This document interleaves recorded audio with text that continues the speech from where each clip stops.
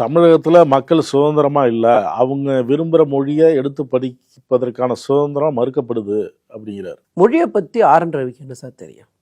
என எளிமையான ஒரு கேள்வி கேட்குறேன் சார்.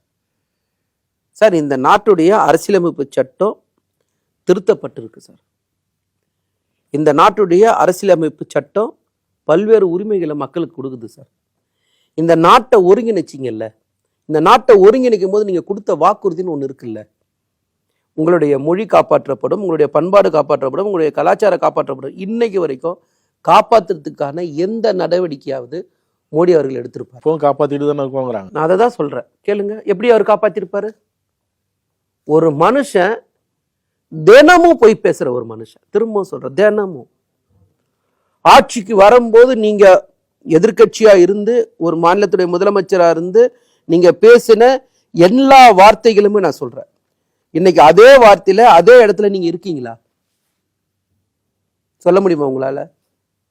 இதே மோடி ஆதார் கார்டை எதிர்த்தாரா இல்லையா? இதே மோடி ஜிஎஸ்டி எதிர்த்தாரா இல்லையா?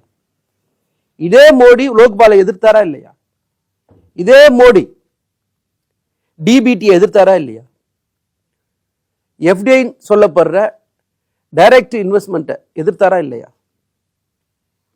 இதே மோடி நான் வந்த ஆட்சிக்கு வந்தா எல்லைகள் பாதுகாக்கிறதுன்னு சொன்னாரா இல்லையா? இதே மோடி ஆட்சிக்கு வந்தா 15 லட்சம் ரூபாய் அக்கௌண்ட்ல போடுறேன்னு சொன்னாரா இல்லையா?